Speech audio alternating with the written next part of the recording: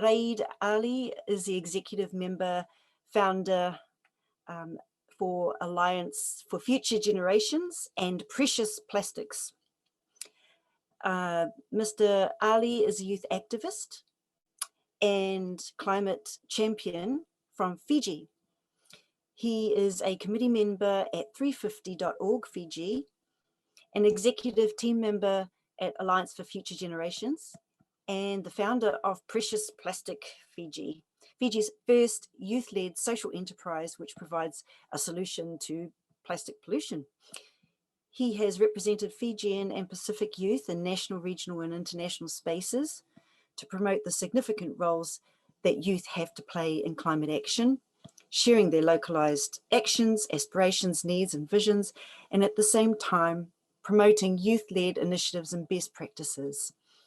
Mr. Ali has organised national level climate justice campaigns, has been engaged in policy spaces, including the review of the national youth policy in Fiji, and strongly committed to climate change spaces to push for greater inclusion of young people through action for climate empowerment. Ali, Mr. Ali, I will hand the floor over to you now. Thank you very much.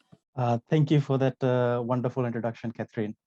I'll begin by saying, thanking UN for this opportunity. Bula vinaka, everyone. So to start this discussion, I think it's only appropriate that I unpack my understanding of the word environment in the relevant context.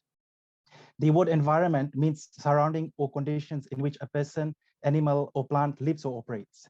And if you look it up online, you will find that there are three types of environment, which is the physical environment, the social environment, and culture. In the Pacific, however, and as part of almost all indigenous knowledge systems, we do not see the environment as three different entities or separate them in order to understand them. Rather, our approach and understanding of the environment is quite holistic. For instance, the term Vanua refers to Fijian interconnectedness, which is inclusive of culture, knowledge systems, relationships, values, land, and spiritualities. And as an environmental human rights defender, I understand and also advocate that protecting our environment is protecting our identity. It is protecting our culture and heritage and source of our livelihoods altogether. And I sincerely believe that the current environmental issues that we are facing in the world today are because we have lost touch with this particular understanding, this all-encompassing perspective, where people no longer see the interconnectedness of the environment with themselves, and as a result, exploit it for profit because they see it as something that is separate from themselves. This learning, I just want to highlight, was complemented with my religious and cultural practices as well. For instance, growing up in Fiji, anytime that we would break fruit or leaves from a tree, my parents taught us to seek permission first. And we would do this by saying the word Bismillah, which means I take the permission of God. This essentially taught us from a young age to view plants as living beings that needed to be respected as well, which is why I was not surprised to learn in biology that plants are scientifically classified as living beings. And this relationship that people have with nature is not just confined to our own culture, as I've mentioned before, but also shared amongst many indigenous cultures throughout Pacific and the world. So much of the knowledge held by communities in Fiji and the Pacific is environmentally based. Methods of predicting the weather and environmental conditions are now being threatened. And the surrounding environment is changing so rapidly that the evolution of indigenous knowledge systems cannot keep up. This is what makes our work as environmental human rights defenders all the more necessary now than ever before. Coping with and adapting to the challenges of climate change is a daily reality for many communities in Fiji as elsewhere across the Pacific. And communities respond with a variety of adaptation techniques using indigenous knowledge systems.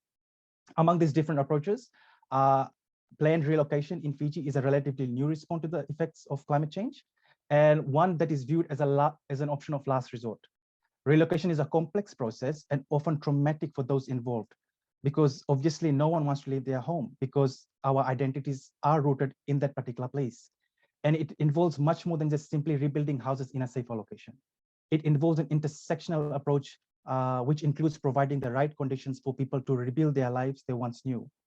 This includes providing equitable access to resources and services, social capital, and community infrastructure. full and engaged community participation is essential in any project. And we must be culturally sensitive and hear the aspirations and concerns of our people as well. And this is something that I strongly advocate on as well. So we mobilize and empower young people to take actions within their communities and ensure that the most vulnerable are not only consulted, but that they are part of the development, implementation, and the monitoring processes. I'm part of the Alliance for Future Generations, which is Fiji's biggest youth-led movement on sustainable development. And I'm also an executive committee member of 350 Fiji, which is Fiji's local node for the global 350.org movement. I will let my colleague Komal speak on the Alliance for Future Generations, as she is also part of the network. And I will highlight the work that we are doing with 350 Fiji. So 350 Fiji aims to inspire climate action through climate justice, where we view the climate crisis as an ethical and political issue rather than one that is purely environmental or physical in nature. Our work includes standing up to the fossil fuel industry to stop all new coal, oil, and gas projects and build a clean energy future for all. And we do this through digital organizing, local protests, and also activism, which is activism through creative techniques. Many of our members are ordinary people living in remote villages, coastal areas, and mountains, who are not even aware that they are acting as environmental human rights defenders. And in many cases, they are representatives of indigenous people and traditional communities whose lands and ways of life are threatened by large projects such as dams, logging, mining, and even oil extraction in different parts of the world. What we all have in common, though, is that we work to protect the environment on which a vast range of human rights depend. And we cannot fully enjoy our rights, including the right to health, the right to life, food, water, and housing in a degraded or unhealthy environment. I also helped organize a major campaign with 350 Fiji in support of the Global September Climate Action Week. So in a place like Fiji, it is very important for us to take into account the political and cultural context before organizing a protest, especially. So in light of this, we localized the event in the context of Fiji to create visibility amongst young people and to support the global movement. So we called it New Power Festival with the word new, which is spelled as N-I-U, meaning coconut. Coconut is viewed as the tree of life in the Pacific. And power, P-A-W-A, represented people taking back power and building resilience. As such, our mantra for the event was, we are not drowning, we are fighting. It was the first of its kind in Fiji and was a completely youth-led initiative. On the day, we organized a beach cleanup campaign, mangrove planting, information booths, presentations, demonstration, and art performances by local artists. We incorporated art as the fundamental means to engage and inspire young people during the event, because not many leaders, politicians, or communicators in the Pacific managed to bring up a relevant topic that is at the back of people's mind and depict it in a way that is engaging while simultaneously representing generally accepted values. So the campaign was a success, and as such, we believe that art is an effective form of activism, especially within the Pacific, since it is ingrained within our cultural system. There's also a common perception that the Pacific Islands are drowning from sea level rise. While it is true that in the coming decades, sea level rise will challenge the existence of low-lying atoll nations and coastal areas of the Pacific Islands, our mantra, we are not drowning, we are fighting, signals that it is not yet time to give up on the islands and on our homes. We use this mantra to challenge the global narrative of the Pacific Islands, from drowning and victimization to building power to fight the fossil fuel industry and climate change. And this is what this essentially does is increase pressure and shift power away from the fossil fuel industry and politicians and gives it back to the people. I also want to highlight that from my experience as an environmental human rights defender, organizing in Fiji is successful when we empower the local people and communities with what they already have in order to bring about the change that we want. That means recognizing that their existing capacity to effect change and strengthening that instead of going in their communities to build their capacity, as is the approach for a lot of international NGOs in Fiji. Members of my organization were also instrumental in policy change. In early 2016, my team was part of a major Ban the Plastic campaign, which was led completely by young people. And this led again support from CSOs. It called on the complete phase out of single-use plastics in Fiji. And this campaign then saw the government in its 2017 national budget announce steps to completely phase out single-use plastic by 2020. And as the co-founder of Precious Plastic Fiji, which is Fiji's first and only youth-led enterprise that provides a solution to plastic pollution, I have adopted a holistic approach to how we address plastic pollution in Fiji. This by incorporating a human rights-based approach to our work. it is important to realize that plastic pollution is an environmental justice issue. Both around the world and in our country, waste often flows into communities without money or government support to protect themselves. There, it becomes a public health problem as well. And plastic waste also threatens the livelihoods of Pacific Islanders who depend on marine resources for work, and also leads to a range of health issues for people who consume seafood infested with toxic micro and nanoplastics. This was highlighted in a recent research done by University of the South Pacific Master of Science student, Andrew Perez, which found that 65% of fish in Fiji waters contain microplastics. Also, it is important to not forget that plastic is itself created from fossil fuels and lobbied for by the fossil fuel industry, while they desperately try to maintain the single-use plastic status quo instead of tackling the problem at source. Only by stopping the production of single-use plastics can this crisis be addressed. But these companies try to keep people in the dark by claiming recycling can solve plastic pollution crisis to ensure their profit at the expense of people right now. So at Precious Plastic Fiji, we have introduced a local, practical, and sustainable alternative to address plastic waste for Fijian communities, where we ensure having a holistic impact, where we educate, reduce waste, and at the same time, empower communities.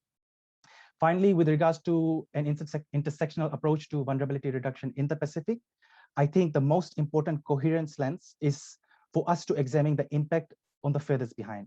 This is why I strongly believe and advocate for, in all my work, for no policy to be decided by any representative without the full and direct participation of members of the group who are directly affected by that particular policy. So we must ensure that the most vulnerable are not only consulted, but they are also part of the development, implementation, and monitoring process. The lack of this is exactly what leads to us advocating and campaigning for the preservation of the rights of citizens, which are infringed as a result of environmental exploitation. As such, a holistic cross-sectoral approach using a human rights-based lens is critical for addressing the multiple dimensions of inequality. And we can do this by collecting data which is disaggregated and reaching people who are excluded from economic opportunities, social protection, and access to resources. So a central focus on the poorest and the most marginalized is needed if the commitment to leave no one behind is to be met.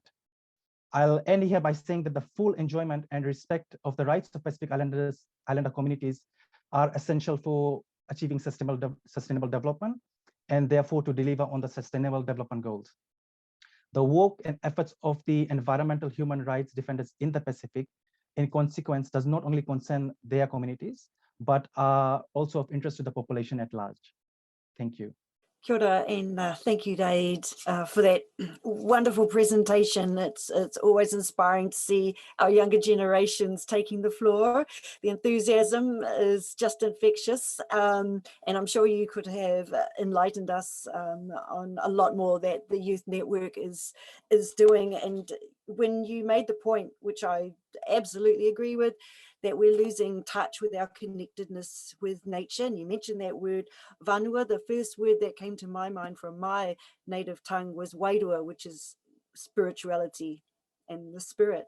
So that was a nice segue there. And to remind everybody too that in terms of the importance of culture, next year is the beginning of the International Decade of Indigenous Languages.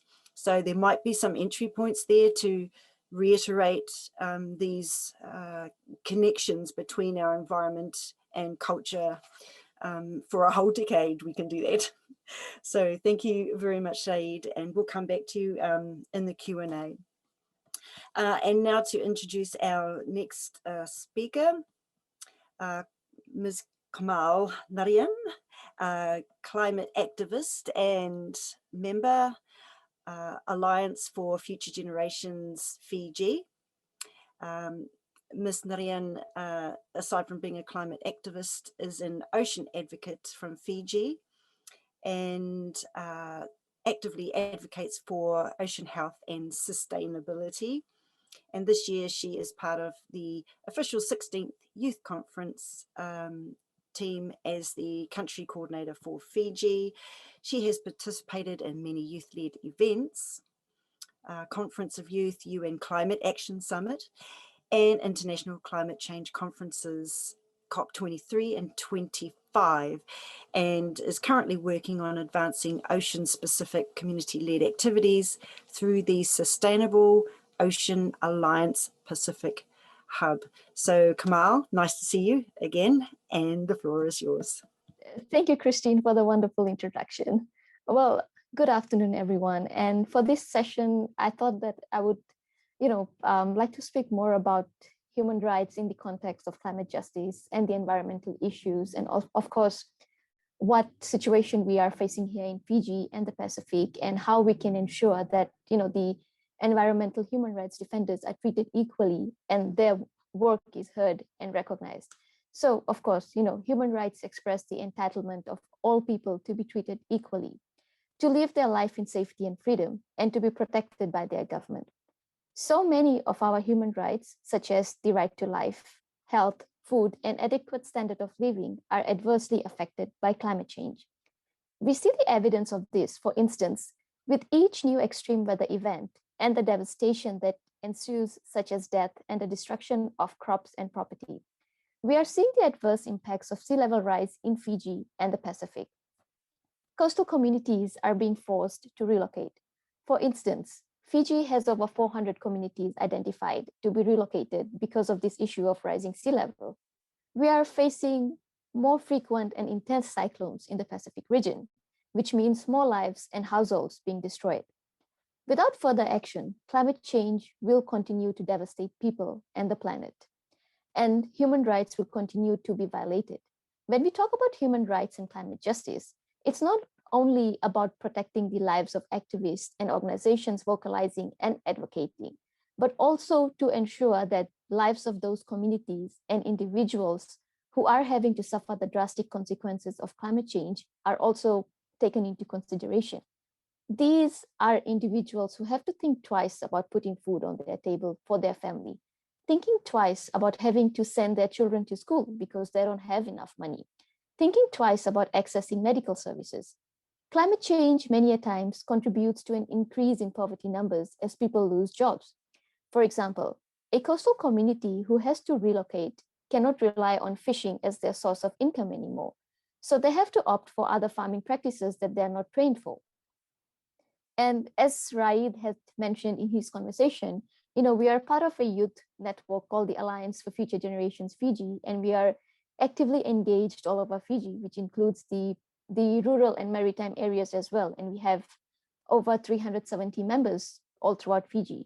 And what we do is that we provide a safe platform for young people to openly talk about their concerns around climate justice, human rights, gender-based violence, ocean health, and sustainability. We create advocacy and awareness around these issues and ensure the youth are not just a member of our group, but they're able to become leaders in their communities, being able to question what is wrong and providing support to their peers, elders, and colleagues who are actively lobbying for Sustainable Development Goals achievement in their everyday lives. We ensure a holistic approach is used and human rights approach is at the forefront of all our initiatives. Climate change, it impacts us directly and indirectly, an array of internationally guaranteed human rights. Climate justice requires that climate action is consistent with existing human rights agreements, obligations, standards, and principles. Those who have contributed the least to climate change unjustly and disproportionately suffer its harms. We here in the Pacific, we contribute the least to climate change and the global greenhouse gas emissions. And yet here we are, the first ones to feel the impacts of climate change. Climate change has profound impacts on a wide variety of human rights. The human rights framework also requires that global efforts to mitigate and adapt to climate change should be guided by relevant human rights norms and principles, including the rights to participation and information, transparency, accountability, equity, and non-discrimination. Simply put, climate change is a human rights problem, and the human rights framework must be a part of the solution. We need to ensure the following to be able to link human rights to climate justice, and at the same time ensure our environmental defenders have a safe space to work in. So firstly, we should be able to mitigate climate change and to prevent its negative human rights impacts. The states should have an obligation to respect, protect, fulfill, and promote all human rights for all persons without discrimination.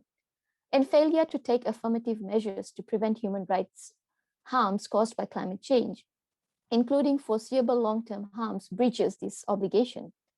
We need to ensure that all persons have the necessary capacity to adapt to climate change. And states should ensure that appropriate adaptation measures are taken to protect and fulfill the rights of all people. We also need to ensure accountability and effective remedy for human rights harms caused by climate change. You know, the Universal Declaration of Human Rights, the International Covenant on Civil and Political Rights, and other human rights instruments require states to guarantee effective remedies for human rights violations. Climate change and its impact, including sea level rise, extreme weather events, and droughts, have already inflicted human rights harms on millions of people. For states and communities on the front line, survival itself is at stake.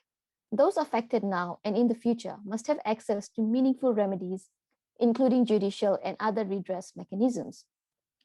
We need to be able to mobilize maximum available resources for sustainable human rights-based development.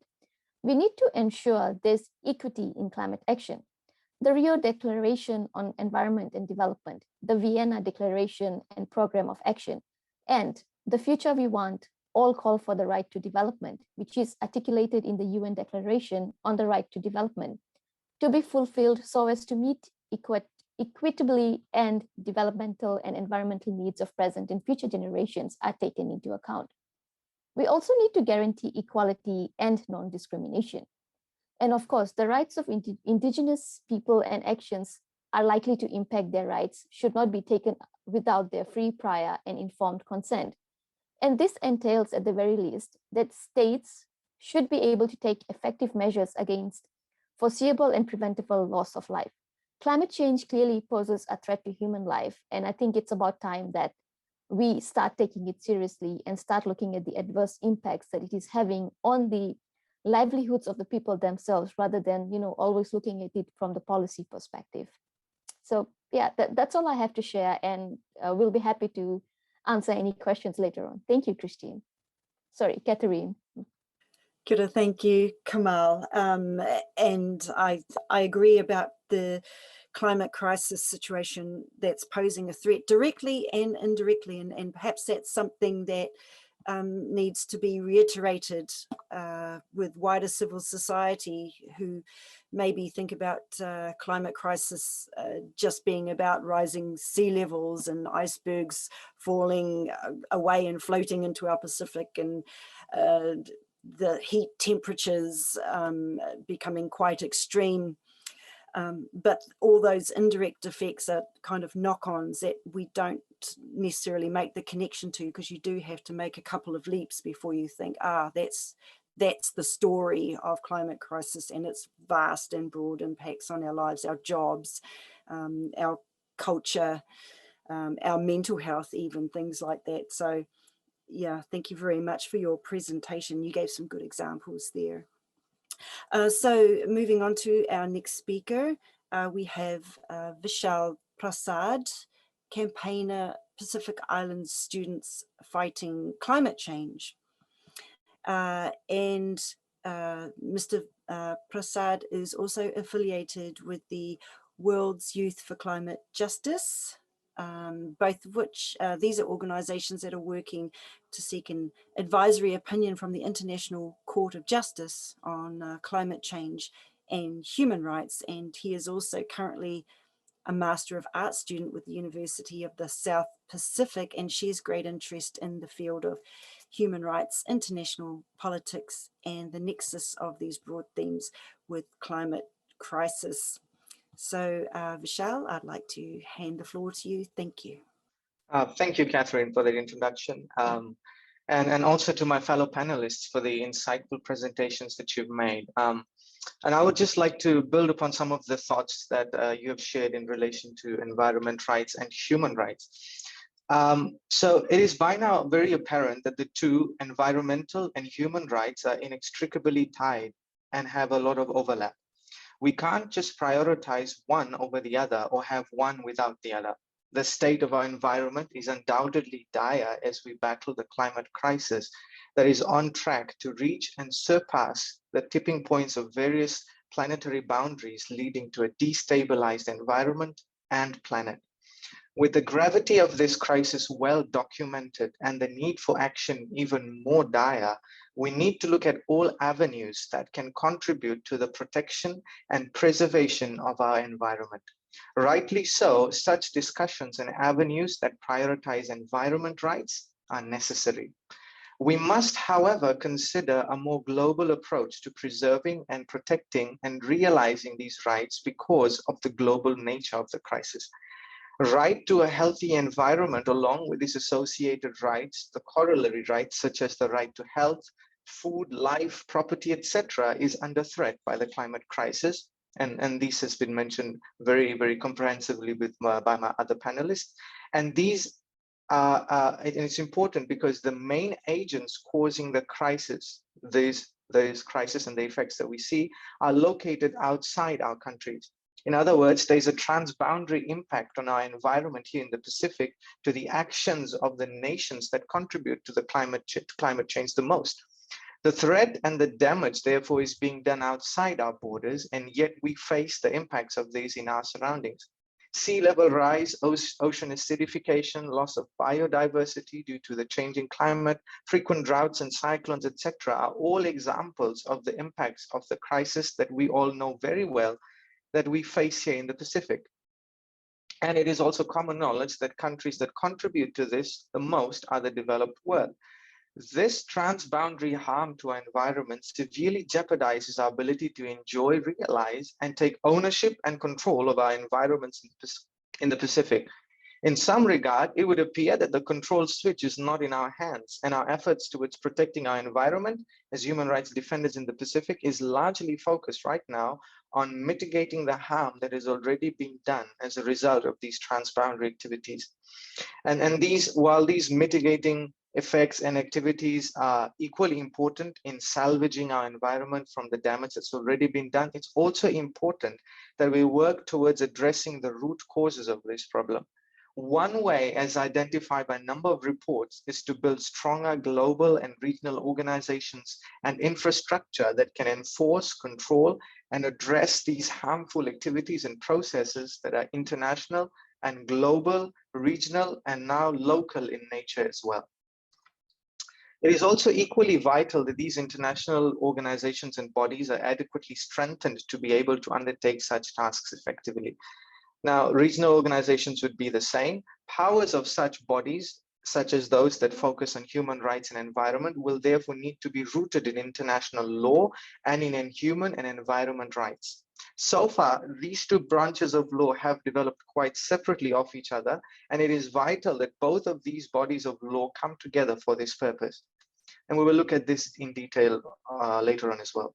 Now, recognizing this need for stronger institutions and bodies in order to address the transboundary harm caused to our environment, which affects a number of our human rights, there is now a push from the Pacific for an advisory opinion from the International Court of Justice on this very subject, human rights and climate change. Advisory opinions in their nature are legal advice that the court provides on a matter to guide and influence international action. They carry great legal and moral authority and are often instruments of preventative diplomacy that help to keep the peace.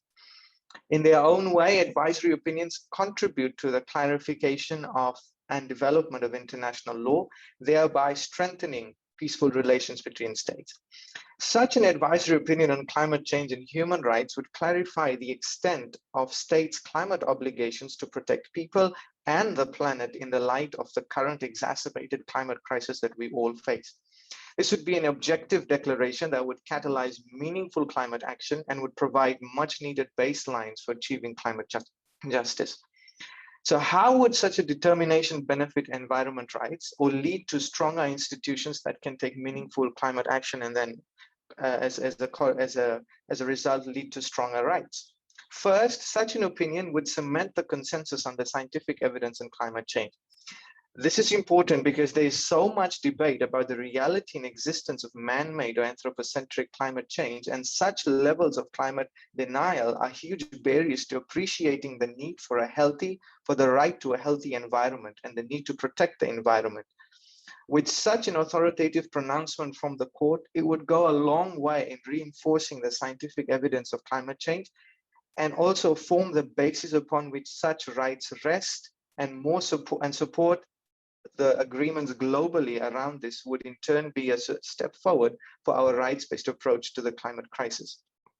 Globally, there is now an understanding that we face an existential crisis, and that the science is now proving that we are on our way to destabilizing the planet. There is a need for greater action, and if we are to save and protect the environment, to put it in modern terms, we need more action yesterday. The capacity of the advisory opinion to effect and catalyze greater action under the Paris Agreement is now vital as we reach closer towards the 1.5-degree mark that would translate into irreparable damage to our environment. As a side note, by now it would become apparent that all aspects of the climate crisis are intricately linked, and we all need to ensure that we have a holistic approach that is fighting the crisis on multiple fronts. Such catalysts leading to more ambitious action would be huge milestones in saving and conserving the natural world from further damage, and would in turn secure the right to environment. And perhaps the most important point, one that is relevant to our discussion on the institutions and bodies, is that the advisory opinion would integrate two bodies of law that have developed quite separately to work together. Human rights law and environment law have developed separately, and such initiatives like the right to environment have only recently come to the fore. Even in the initial human rights documents that we have, such as the UDHR and the two parent human rights covenants, the mention of environment is only implicit. So an advisory opinion would integrate both these bodies of law together, and in doing so will bolster the mandate of many of the human rights bodies with an environment focus, while many of the environment institutions will also now share a human rights focus. In essence, it would empower more rights-based solutions and approaches that recognize the right to a healthy environment to come to the fore, and would go a long way in seeing positive developments in many of the countries that are responsible for the transboundary harm that they are causing to our environment. Actions for such transboundary harm will be further bolstered by the advisory opinion, as it would form the perfect basis for national, regional, and even international adjudications. There would be an increased chance of success in litigation in securing environmental rights if we have such a pronouncement from the world's highest court. But it's not just the advisory opinion that can help alleviate the transboundary harm and generally the harm that we face in the Pacific and other regions of the world. As human rights defenders, there is now a greater need for all of us to broaden our horizons in an ever-globalizing world. It's more than apparent that the climate, environment, and all ecological aspects are interconnected regardless of which country we belong to. Therefore, there is a need for us to adopt, along with localized solutions, more interconnected and perhaps more global approaches to the climate crisis. We need to reach out to other human rights defenders in other countries to join forces and rally behind the common goal that we all have. That would mean greater global networking, partnerships and collaborations, and the like. It's imperative that we do this and move away from our siloed attempts to seeing the realization of all the rights that we're discussing about today. Because it's so difficult to prove transboundary harm causation for us, actions outside of our border, with the help of international legal tools such as the advisory opinion, and with the environment rights defenders joining forces globally, we can work towards bringing those responsible to account in their countries. It's no longer just about protecting and seeing a healthy environment for, say, for Fiji, for Australia, for the US, or any other country for that matter. It's now a question of securing the right of our global environment. So in short, all this is about recognizing that we need to protect and secure the right of the global environment.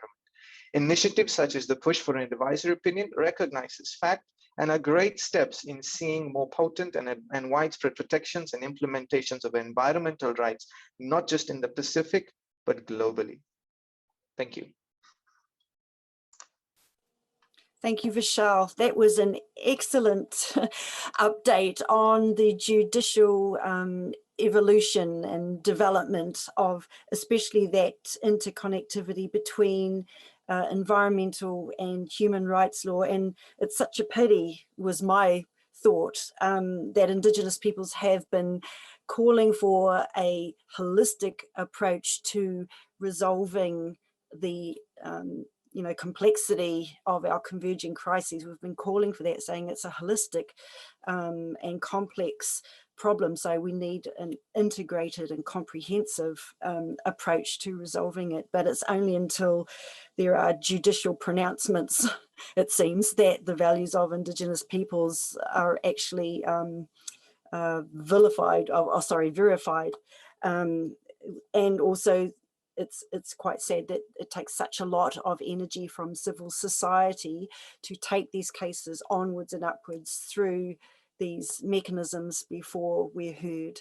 It would just be much easier if the decision-making bodies did the right thing without that effort having to be made, but there you have it. And demystifying the courts process and these mechanisms, especially with the advisory opinions, sort of gives civil society more permission to go there. So the groundbreakers in those areas we're very grateful for. In which case we might move on to our panel discussion and our question and answer session. And we have some questions prepared, but we also see some questions in the chat room. So I'll start off with perhaps one of the questions that we see in the chat from earlier in the discussion. The first one is whether it would be good to know the kind of support, resourcing or otherwise, which is provided for, I believe that's our youth, to amplify and elevate their voices in different transnational forums. So that's our first question, and I might invite our panel to help answer that question. And it was originally addressed to Komal, so I'll go to you first and then maybe offer it to the others if they have a insight there. So Komal, would you like to share your thoughts? Thanks, Catherine. I guess in terms of, when we talk about the platforms that are provided to support young people, especially in the work that we are doing, I think a good example would be, I believe the question was around national and international platforms as well. Is it? Sorry. So yeah. So I guess this event, this panel discussion itself is a great sort of example where young people are sort of given that platform to come together and speak up freely on what are some of the issues that we're facing, what are some of the solutions we have identified, the partners that we work with, who all are we sort of engaging actively with. So I guess it all just comes down to NGOs, CSOs, governments, states, all just being able to work together, and also ensuring that, we are now in this particular era where young people are, asking that you need to involve us in all the decision making as well. So we need to be present when we are discussing something important, that especially climate change. It's, you're talking about the future, and young people are not just the future of tomorrow, but we are, here right now, and you need to involve us right now so that we're able to come up with not just, looking at policies, but being able to implement what is being discussed at the policy level, at the grassroots level as well. So I would say it's a joint effort, and the support from, CSOs, NGOs, governments are all needed so that we're all able to work together in a platform that is safe and accessible by all. And yeah, I'm sure Raid and Vishal would definitely like to add on more to this. So over to them. Thank you. Kia ora. And may I pass to Raid firstly for any additional responses? Kia ora. Thank you for that. I agree with Komal. I just want to say that we need to be able to remove barriers and create equal opportunity for young people as equal partners. And this is the approach that we have, Alliance Future Generation has, even when we organize our events, is that we organize it in partnership with CSOs or INGOs as equal partners. And I think this gives us allows us to give young people the opportunity to participate in democracy and create equal opportunity for all of them. Thank you. And Vishal, did you have any thoughts on the question?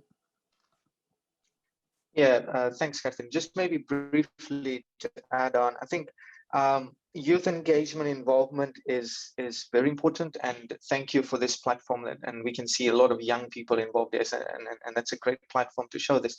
But I think one point we'd like to add is that many times if we're getting, and we've shared this across a number of times across the organization, that when we get young people involved, there's always an issue of capacity building. There's always an issue of technical, as a lack of capacity building, a lack of technical expertise that young people, because they are young, they do not have. So there needs to be a lot of upskilling in this area. And so one thing, and I think the question was about how are we navigating this? I think one way we, while working on the campaign for advisory opinion, is we've managed to get what we call advisory groups. So it's a group of experts who regularly advise us on what are the best steps forward, what we should be doing, and if we have any questions. So generally we need some guidance. So in that way we're getting the necessary upskilling that we need. And so what we can do as all young people is perhaps identify such mechanisms that can help upskill us, so that when we do go into these international and transnational forums, our involvement is not just tokenistic. We are not just symbols there as young people, but we are actually able to provide some meaningful contributions to any of the discussions that happen. Great, thank you, Vishal. My only thought too there is about our school education and such curriculums, not waiting for our youth to reach university level to be exploring these subjects, but have them introduced earlier on in the school curriculum in a safe way for our children. We don't want to create further anxiety if we can at all help it, but all children will grow up to be active, and many of them leaders in their communities, and so we have to prime them for that. And so that might be a question for us to ponder over the next couple of days. You know, in what way do our school curriculums have to be adapted? We talk about mitigation, adaptation with climate crisis, and so this is one stream of adaptation we might need to give more attention to, is my personal opinion. So thank you very much, and I'll move on to a second question that's come up in the chat from our audience, and it has to do with youth and disabilities. Currently, how many youth with disabilities do you have as part of your alliance? So this is addressed to the organisations here on the call today. And what are some of the ways you can ensure inclusion in your programs? So perhaps if I go in reverse order, beginning with you, Vishal, may I start with you if you have any thoughts on inclusion of our disabled family. Kia ora. Yep, thank you, Catherine. Yep, exactly. I think that's a very important consideration that all NGOs and all CSOs working in the climate space must include and must consider. One way we are working towards ensuring disability is, are we inclusive of disability is and then maybe if I can just backtrack for a bit, is that now because of the COVID pandemic, a lot of our campaigning, a lot of our activities have shifted towards the digital space. So we're not campaigning in the ordinary normal sense. So we're now working in the digital space.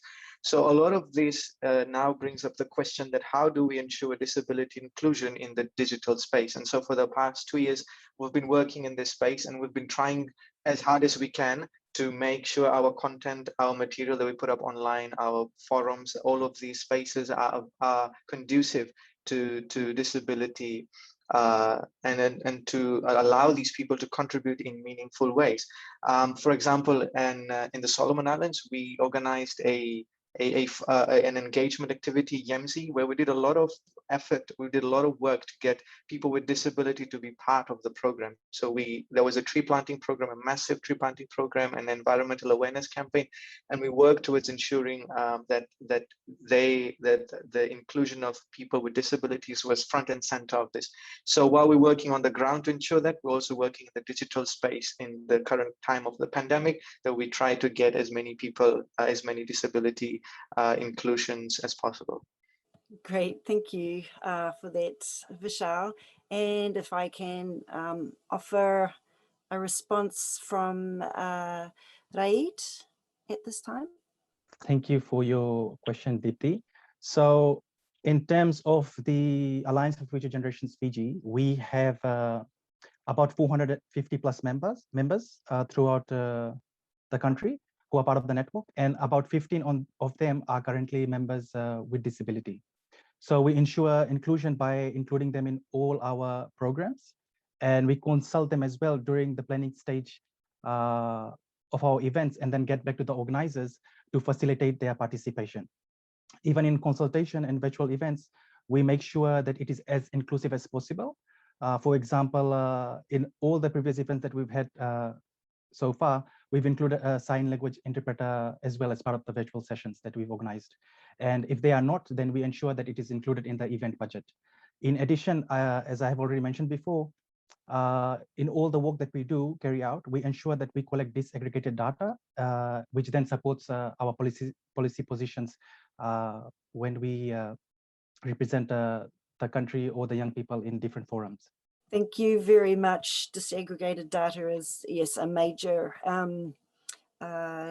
tool for our people. If we don't understand the landscape in detail, then the solutions that we develop and design won't really reflect what is needed on the ground. So that's very important. Thank you for that reminder. And Komal, did you have anything to add there? Thanks, Catherine. I think Raid has really explained, what we at the Alliance for Future Generations are doing, and also how we are ensuring that members of disability are also involved in the work that we do. And just to add on to that, as Raid has mentioned the numbers, around 5% of the members, those 450 members that we have are people with disabilities. So we ensure that, we involve them as actively as we can, as we involve, normal youths who participate in our events. Thank you. Kia ora, thanks, Komal. Right, the next question we have, and it is about the economic systems that we operate under. Are there perspectives to also include economists in such Pacific forums, as most environmental challenges are either driven via the rising economic demand? I believe it's basically about the economy is quite extractive, that externalizes the costs of production of corporations, externalizes costs onto society and the environment and such. So that's a big question. How can we weave in addressing economic failures in designing the responses for our human rights defenders' engagement and such? How can we take into account the economy and its impact? So is there anyone who would like to go first on answering that question? Thanks, Catherine. I guess just to probably start off the conversation around this, when you talk about the human rights or climate justice in a very broad way, like take climate change, for example, it's such a broad topic and it's divided into, so many fragments.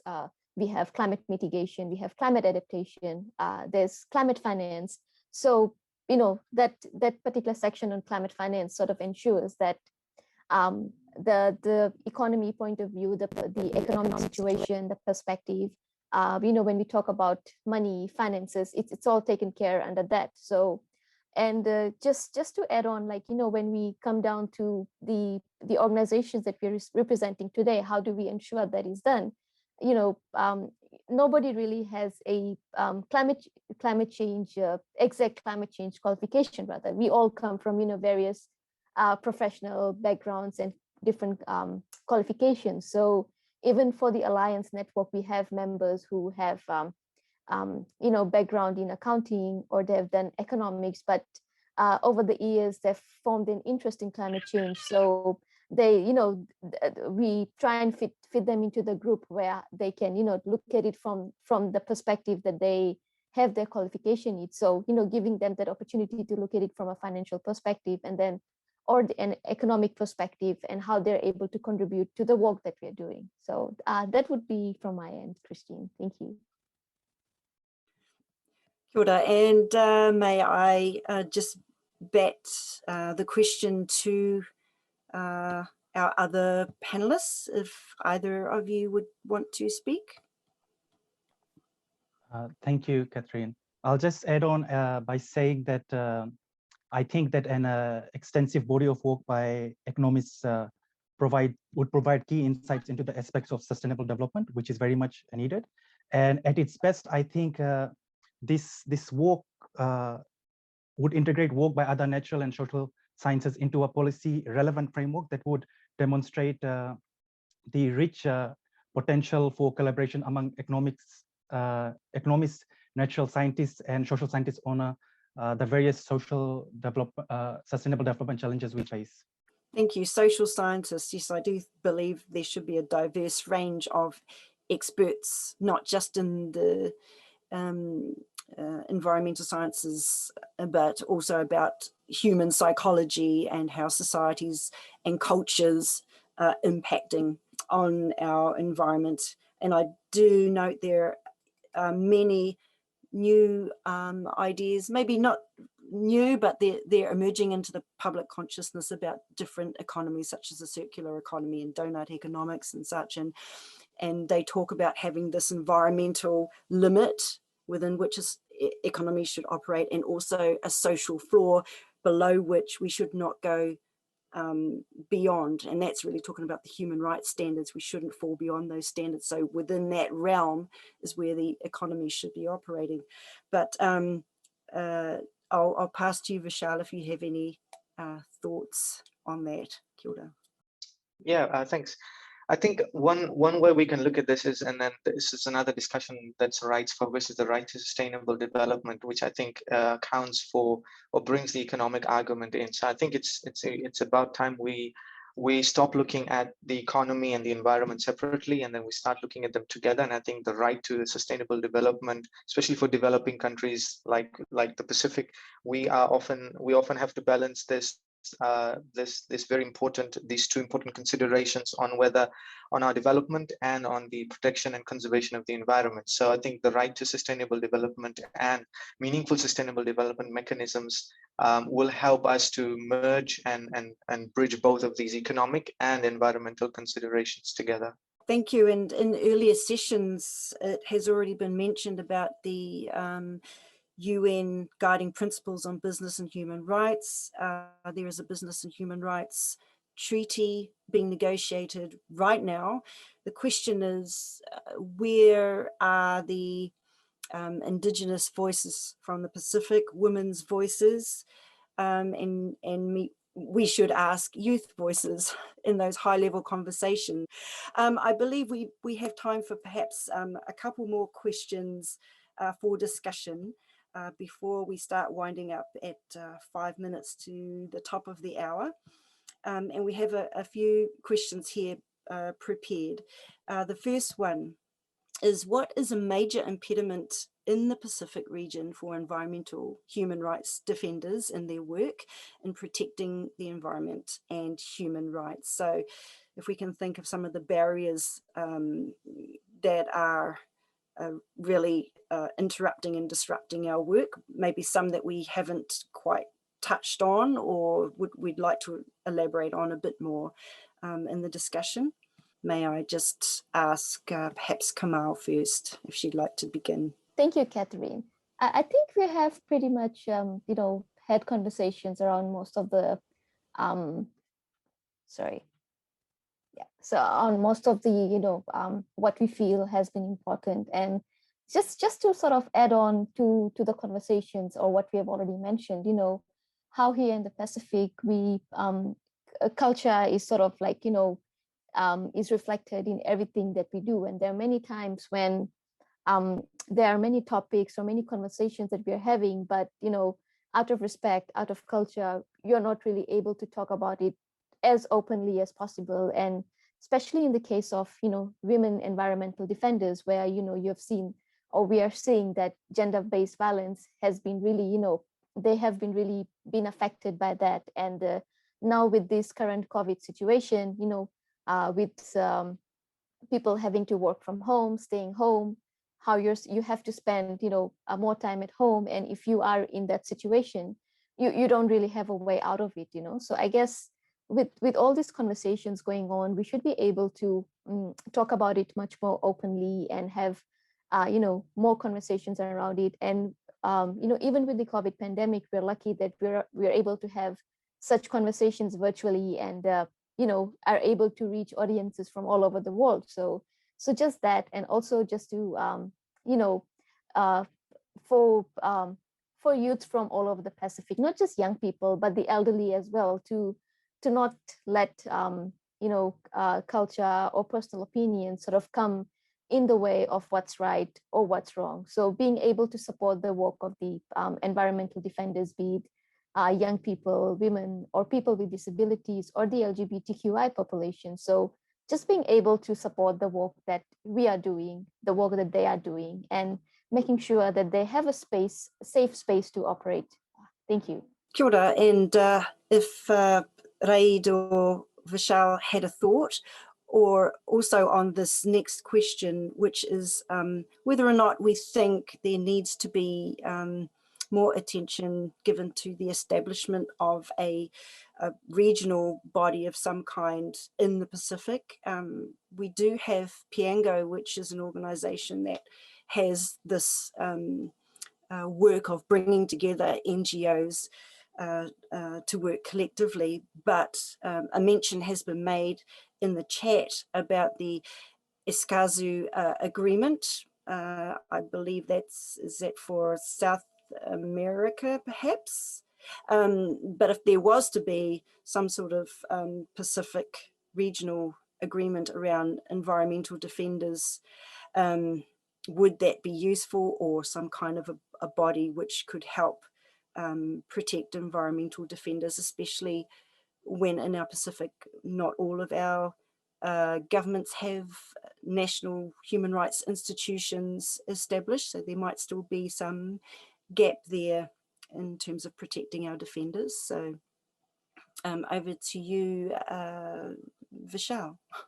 Yeah, thanks, Catherine. Wonderful questions, I think. The first one in regards to some of the impediments that there might be in regard to the work of human rights defenders in protecting the environment. So I think one major impediment in the Pacific would generally be our ability to access justice, and a lot of things around this question on accessing justice when we have such environmental exploitation. So it's about reporting processes, about the time taken to get for cases to be heard and for judgments to be made, and then just how many institutions and how upskilled are these institutions to provide environmental justice. So that's one impediment. The second is the question around free, prior, and informed consent. And in the Pacific, because we come out with we come from very communal setups, so it becomes a question on whether who, and this can be an impediment at times, whose consent is taken, whose consent is used. Many times it's the people higher up in the hierarchy whose consent is normally taken, whereas people right at the grassroots level, their voices are not heard, even though they are the ones that are most affected by the environment and the changes that are made to it. So I guess that can be an impediment as well to the work that that environmental human rights defenders can do.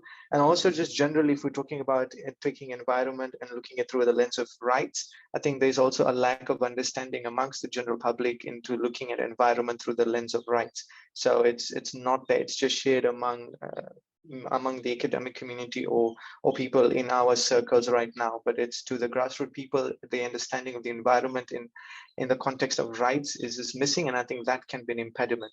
And with relation to the EHRDs agreement, I would definitely agree. Yeah, we definitely can have something for the region, but it would best be localized to a region that can meet the needs of the region, I think.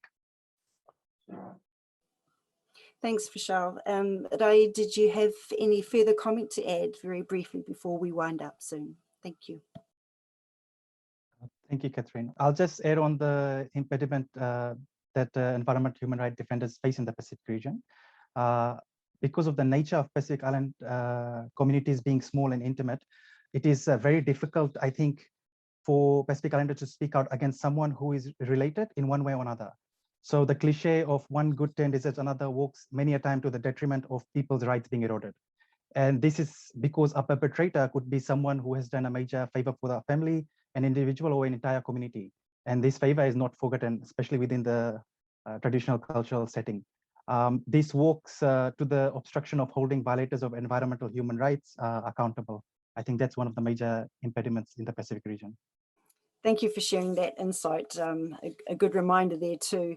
And now, folks, I think we're beginning to wind up, and I would just like to see if there was one last chance for Tevita, who was to be our moderator but was having connection problems. If you are able to join and give a few closing remarks. Hi, Catherine. Can you hear me? Yes, yes, we can. Well, I would make it very fast while I still have connectivity here. I have one word for all that, thanks to the three panelists. I have one word for all that have been said and discussed. It is interconnectedness. No, we fight on different fronts, different issues, but all of these things connect us together.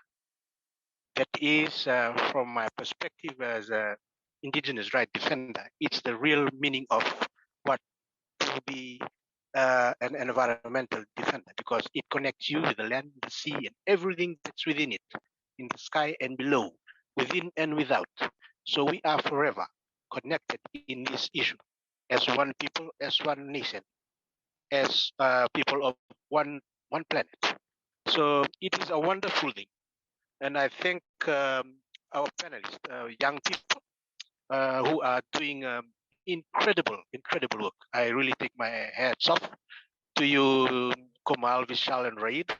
Thank you very much for doing that. It is also healthy if we have all backgrounds, all nationality, ethnicity, all different to bring it together, because we are in this together as one single human race.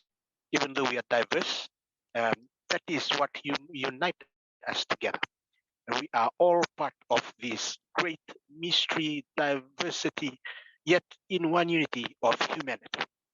So that is the only word that I can bring together to maybe give a small summary of interconnectedness. And I was, while listening to the presentation, and I was thinking and praying, well,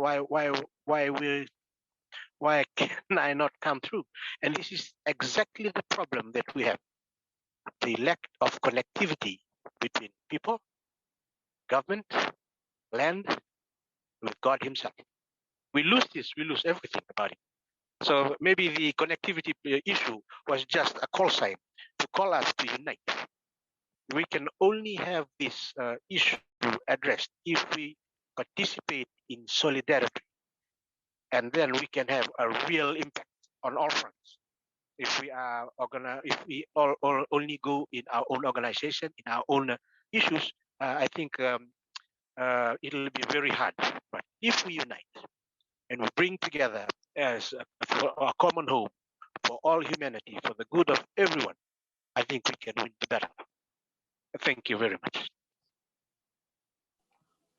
Thank you for that beautiful message. Couldn't possibly improve on it. Just to say thank you to all of our panelists today, Raid, Komal, Vishal, Luciel, who couldn't join us, unfortunately, but we thank you for your preparation and enthusiasm to join us. We hope to have you join again sometime in the future.